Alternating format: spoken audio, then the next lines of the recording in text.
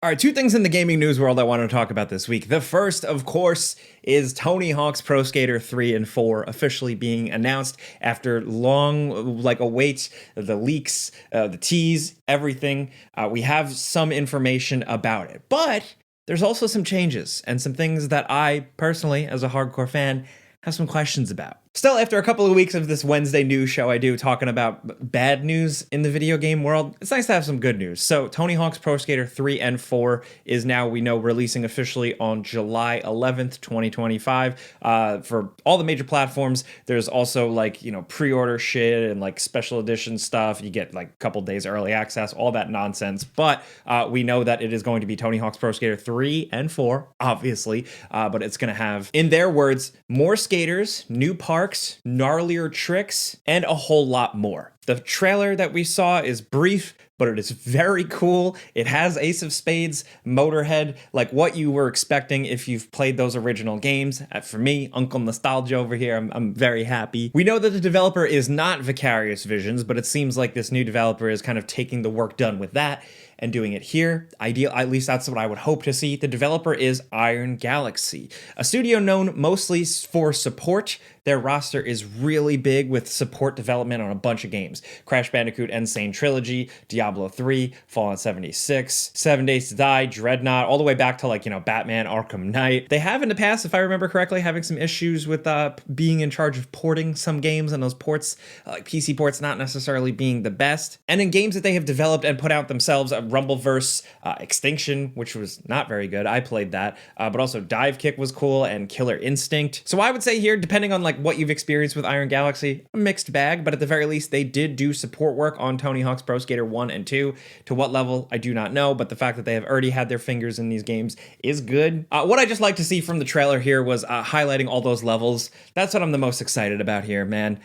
Jumping into all these levels again, because I think 3 and 4 just had some of the best. I think that's why 4 is ultimately one of my favorites out of all of them. I've been playing since the beginning, especially with them highlighting front and center right away, the college campus, but I also want to see Alcatraz and stuff like that. And then 3, of course, the Canada level, which the game came out in 2000. I was like, oh, that's what Canada is like. The suburb level, the foundry, we're seeing a lot of that here in the trailer, and it does look really, really good. It also very much now is slathered with real world brands, skate brands, Vans, Etnies, but also Red Bull, and also in the airport level, which is another one of my favorites from 3, we get a glimpse at Taco Bell. Now look, I am not one to celebrate brands or corporations or anything like that, but this is good. As basically a professional garbage man, Taco Bell is one thing I can get behind, and seeing it in a Tony Hawk game just makes sense. Also, with seeing here, at least one of them being featured in the airport level, I can just say from personal experience, airport Taco Bell just hits different, so I like seeing that. What is wrong with me? I just listen to what I'm saying out loud. And of course, the big question is characters and music. If they continue the trend from 1 and 2, including both new and old, I do think that's a good thing. I think Vicarious Visions and whoever else was behind choosing some of that stuff and the licensing stuff, I think the mix of new and old music was good. I think the new music slotted in really nicely. I think the newer, younger skaters also slotted in very nicely with the older roster. So I hope they are able to continue that again. In terms of songs, obviously we have Ace of Spades featured heavily in the trailer, but it seems like IGN has confirmed some songs. We know Amoeba by Adolescence, Ace of Spades, Motorhead, Mass Appeal by Gangstar, which is great. Of course, 96 Quite Bitter Beings by CKY. That's very important. Out of Here by KRS-One. Me personally, all right, this is going to be a video of hot takes. But again, maybe it's because I've been playing since the beginning, but Tony Hawk's Pro Skater 1, 2, I think that has some of the most iconic elements of the soundtrack, right? Dead Kennedys, Goldfinger, shit like that, right? But I think every game has had a distinct identity with its song choices. Every single game has standout choices. I mean, like the Underground games having Kiss and it actually fitting and feeling good and being awesome. That's insane. So every single game definitely has their pluses. I'm hoping to see with 4, I'm hoping they get Express Yourself by NWA. That's just me as a hip hop kid. That was actually I think my first exposure to NWA and how I got into them, which is kind of funny because it's kind of like getting into NWA by reverse. if you know any of the other songs compare, if any other tracks compared to Express Yourself, it's kind of funny. But anyway, characters, we know they reference that there are going to be secret characters, and Doomslayer is in it, which is very cool. Other than that, we don't have anything. I know a lot of people are like, what if Darth Maul's in it? What if Jango Fett's in it? I would say don't get your hopes up. I mean, the fact that we didn't get any kind of like Spider-Man in Tony Hawk's Pro Skater 1 and 2 kind of is indicative of how things are probably going to go moving forward. But I'm curious to see more of like characters like Daisy. The character that was like voiced and kind of based on Jenna Jameson. Like, is she gonna be in the game? Stuff like this. But in terms of the skaters, look, we gotta look at a lot of the skaters. A lot of, you know, your Chad Muska, your Bucky Lasek, your Tony Hawk, obviously. But according to the great journalists at VGC Video Games Chronicle, Jordan Midler reports Bam Margera is seemingly not returning for Tony Hawk's Pro Skater 3 and 4. This is thanks to looking what they posted as the roster, right? You have like the breakdown of the original characters, and you have a breakdown of the new characters in the game, and notably absent is Bam Margera. And I quote, while Activision has teased that more secret characters will be included, this doesn't typically include classic skaters, potentially pointing to Margera being entirely absent from the game. Look, when they were teasing this announcement, I didn't know how it was gonna go. I really was hoping he would be in it. Why isn't he in it? The rumors on the street, a lot of people are just posting that like he probably asked for a lot of money. Apparently his appearance fee is high, and I guess maybe they just didn't go for it. I hope maybe things can turn around. I think that would be really, really cool. I like Bam Margera. I think he's a great skater. It's also great to see him skating again and being pretty good again, like really just coming back from all the troubles and struggles he's faced. So yeah, I just thought that would have been like a nice cherry on top of the whole Bam Margera story with him being in this game. But I digress. The other big change I wanted to point out that I alluded to in the beginning is that it is confirmed, like via the PlayStation blog breaking this down, that Tony Hawk's Pro Skater 4 is not going to feature that kind of open roam, get little missions design.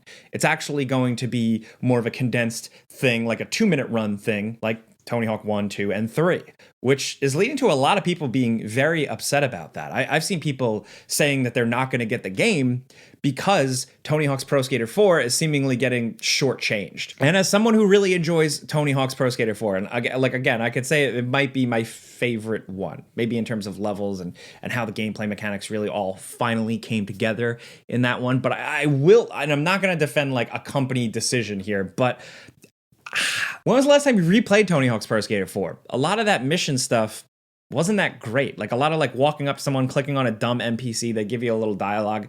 A lot of the stuff was never really that good. In my opinion, I would say that that's probably one of the reasons why they are cutting it, or at least changing it to a 2-minute mode. But some of those activities, as like clunky and dumb as some of them are, there are some memorable ones. They weren't all gimmicks. There was a few that I like, but I wonder if they chose to condense things down to a 2-minute mode to cut some of these little objectives that just weren't that good, or also ones that might honestly be considered aging poorly. And I'm not saying me, I'm saying like the corporation looking at it that way. Not saying it's right, but I just feel like Activision, like corporations now play it safe, and they're not going to have something where it's like, oh, kickflip over, or like crash into 5 security guards or cops or something. I was more into just like the bigger, more open design of the levels than like how you would get things to do itself. But on the other hand, I think some people really like the pacing of being able to just skate around as much as you want, then stop, then get a little quest if you want, or just free skate. I get that. So ultimately, as much as like I don't care too much, I do wish that this being like a remake, remaster, whatever you want to call it, that original structure be retained. And for it not to be retained here, even if I have issues with it and I don't think it's the best, I do still think it's unfortunate. The bigger question, though, is how are they going to do 2-minute runs, where some of the Tony Hawk's Pro Skater 4 levels, in my opinion, are a little bigger. You know, I mean, the campus level is a great example. You know, the Alcatraz level, the San Francisco level, really, the San Francisco level is a little bigger. Like, I don't know, there's just a lot more spread out, I think, and it's going to be trickier to do real good, solid, honed runs, 2-minute runs in a Tony Hawk's Pro Skater 4 level, where I was at the point where Tony Hawk's Pro Skater 1 and 2, I could essentially, you know, because I'm experienced, do all those goals in one 2-minute run, or really get close to them. With Tony Hawk's Pro Skater 4, I don't know if that's going to be possible. And that's kind of like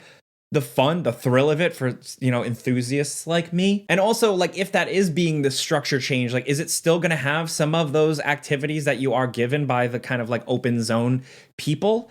Some of them are BS, like, skitching on, what was it, like skitching on the professor's car in the college level, like stuff like that wasn't the greatest. So look, I'm open to the career mode levels and like getting the objectives and stuff. That being tweaked, okay, I don't know about it, but for me, the bigger thing is I hope they don't change the actual structure of how the rest of the career and the menus really plays out. Tony Hawk's Pro Skater 4 is filled with stuff. You can find and collect secret decks in the levels. There's also cash floating everywhere, and the more cash you score, you can go back to the skate shop and spend on stuff, customization stuff, whatever. And I really, really liked that. I always found that incredibly rewarding. I know Tony Hawk's Pro Skater 1 and 2 kind of had a system like that, but I don't know. I just hope they don't change the structure of that for 4. And if we're talking about structure of 4, one of the best things about 4 is from the main menu at any time being able to hop into practice mode. The main menu was the character standing at a half pipe, and then if you hit practice, you could immediately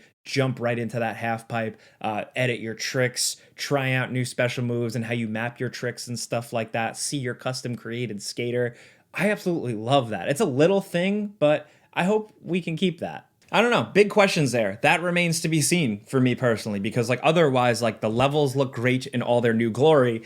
I'm just curious about like what we're actually doing in them, the activities we're doing in them. Because, on the other hand, I just hope that the gameplay is completely carried over from 1 and 2, because it is, and this is like a bold take, but it is perfect. I think it is the best modernization of the original Tony Hawk's Pro Skater feel, while just absolutely nailing, like I said, where they really honed it, really nailed it between Tony Hawk's Pro Skater 3 and 4. The gameplay was smooth as butter in 1 and 2. I absolutely love it, so I hope it is coming to 3 and 4 with no significant changes or screw-ups or anything like that. I am really excited to see like what the new levels are, because I would love more content, more things to play through. That's what I'm looking for. There's a lot of potential there, and I hope it's good. I hope they take advantage of it, really. But with Tony Hawk's Pro Skater 3 and 4, like, yes, a couple of drawbacks, a couple of things like that, but I still am just very excited. More Tony Hawk's Pro Skater for me to play. That is something I enjoy, I like very much, so I'm gonna be excited for this. People are gonna try and yuck my yum or say that I'm shilling, but look, I was like born on these games, man. This is the only game series I am competent at, I'm pretty good at. I love them front to back, top to bottom, all the ugly, beautiful children, all of them. I mean, except for Tony Hawk Ride, definitely not that one, but yeah, other than that. So I wish Iron Galaxy and company the best with this. I hope this is good. I'll probably be talking about it more when that demo does release. I am going to be playing the hell out of that. You bet your ass I have been playing a lot of Tony Hawk's Pro Skater 4 anyway recently, just to get back into it. Really, again, it's just down to the levels. I'm really excited to see those again in some fresh glory. But if you are like me, if you're deep on these games and you have strong opinions about Tony Hawk's Pro Skater 4 and the seemingly absence of career mode, I definitely want to know what you think. I still think it should be preserved. So let me know how you're feeling. Are you okay with them ditching it? Are you pissed? Let's talk. Now, again, this is 2 things. I talk about 2 news stories of the week, 2 things I want to dive deep into that I just find interesting. Where on the Game Ranks Friday news show, I cover everything. Here, I drill in. The other thing I wanted to talk about real quick is Acclaim. It's coming back. That's crazy. Look, I know other like old school gaming publisher brands have revived. Like Atari is doing their own thing now. They're doing some little creative things, but Acclaim is just one I didn't expect. So Acclaim, for those of you that don't know, was like a 90s, early 2000s game publisher. They published a lot of ports. They published like the console ports of the Mortal Kombat games, like some NBA Jam games, Turok at some points. Towards the end, they started really breaking into that like B or like mid-tier level PS2 game, and then they crashed and burned with BMX XXX. That was a big game. It had a big marketing campaign. Apparently, it led to a lot of their financial issues, and ultimately they ended up shutting down. But Acclaim was an interesting thing because for me, like the brand, the recognition, the name, it was just another name that would pop up, you know, when you fire up a video game. And that's almost something you take for granted after a while. You just think it's always going to be around. And I mean, I think we're learning that today with the amount of studios that are shutting down,